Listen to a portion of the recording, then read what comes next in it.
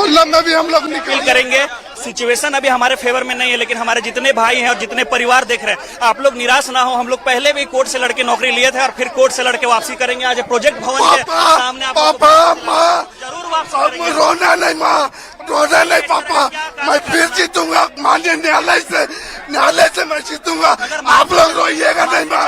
आज इस फैसले के बाद अगर हमारे कोई भाई को कुछ हो गया, कुछ फैसला ले, तो उनका रक्षा कौन करेगा बताइए? पल भर में बताइए, पल भर में जो फैसला ले लीजिए।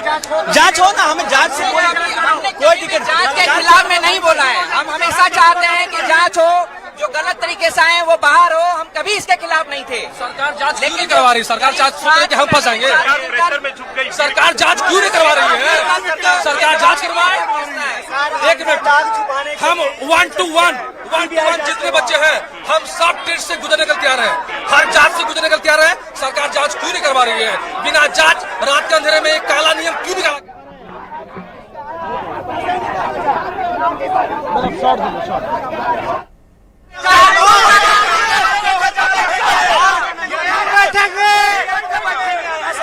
या तो आप हमको गोली मार दीजिएगा, कभी हम लोग यहाँ से मुक्त करेंगे तो यहाँ बताइए कैसा फैसला है? क्या लोकतंत्र में बुनियाद फिर से होता है, उपद्रव से होता है, दंगे से होता है। जयपाल सिंह मुंडा स्टेडियम में कुछ असवाई तत्व, दंगा, उपद्रव और भीड़ के मुद्दे हमारे रोटी, हमारे हक, हमारे सम्मान से वंचित किया है। ये कहाँ का न्याय है? लोकतंत्र में कब से न्यायपालिका का फैसला, कोर्ट का फैसला सड़क से तय होने लगा।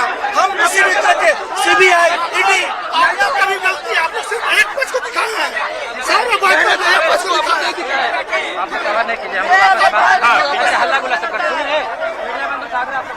आप लोग तय कर लीजिए। हम लोग आप ही के पक्ष में यहाँ खड़े हैं। कैसा नहीं आया? कैसा? मोहम्मद तौफीक है, मैं हजारीबाग से हूँ। मैंने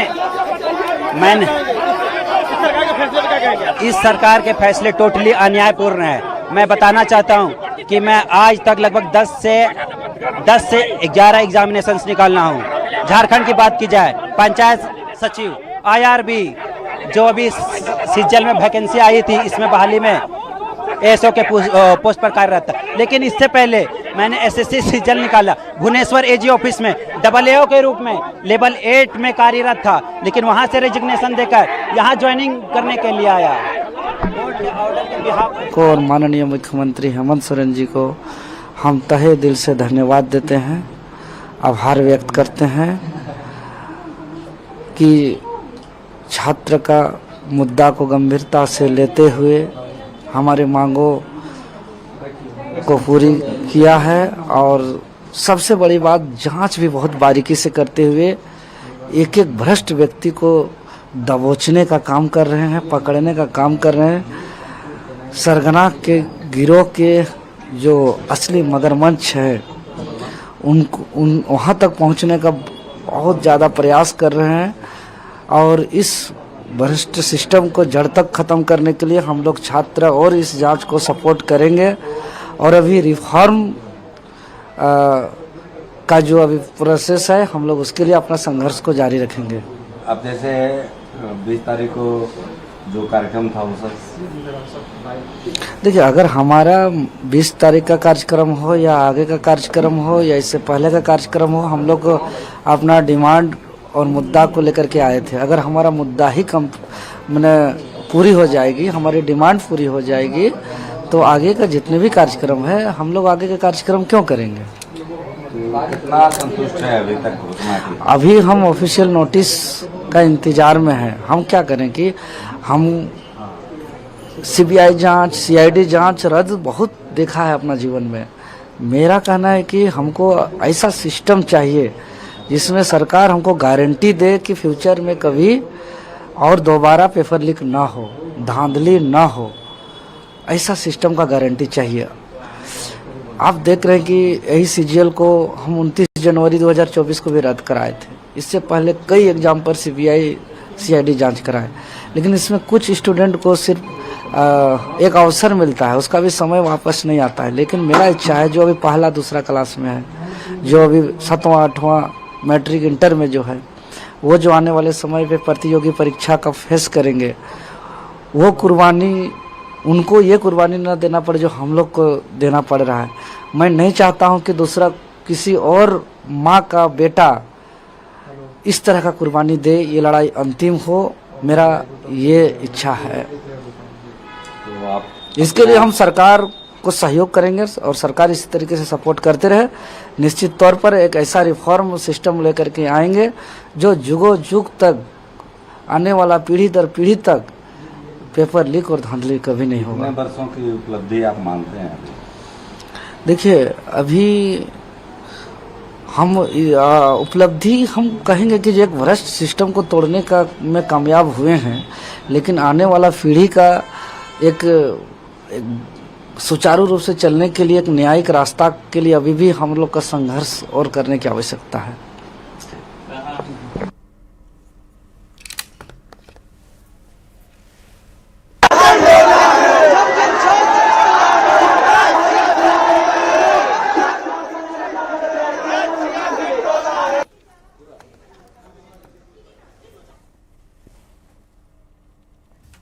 तो झारखंड सरकार ने छात्रों की बात मान ली है। इस वक्त की बड़ी खबर आपको बता रहे हैं। और देखिए, एक तरफ जश्न है, जयपाल सिंह मुंडा स्टेडियम में जो छात्र अपनी मांगों को लेकर बैठे थे वो जश्न मना रहे हैं, वो खुश हैं कि उनकी मांगों को मान लिया गया। अभी आपने सुना भी छात्र नेता के तरफ से जो बयान आए, लेकिन दूसरी तरफ वो छात्र जिन्होंने परीक्षा पास की, जो अब नौकरी कर रहे हैं, उनमें नाराजगी है।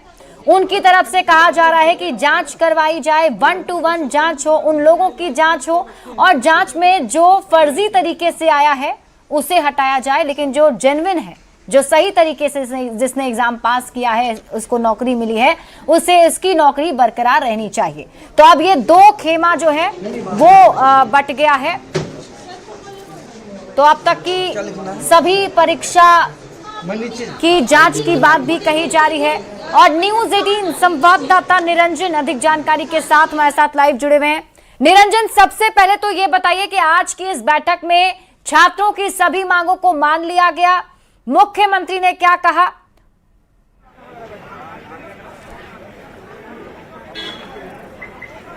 निरंजन, आप मुझे सुन पा रहे हैं?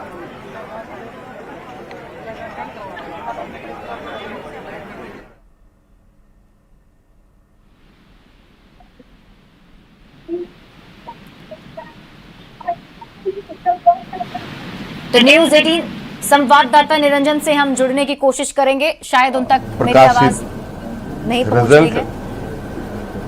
और TDPL द्वारा जो भी अभ्यर्थी चुने गए हैं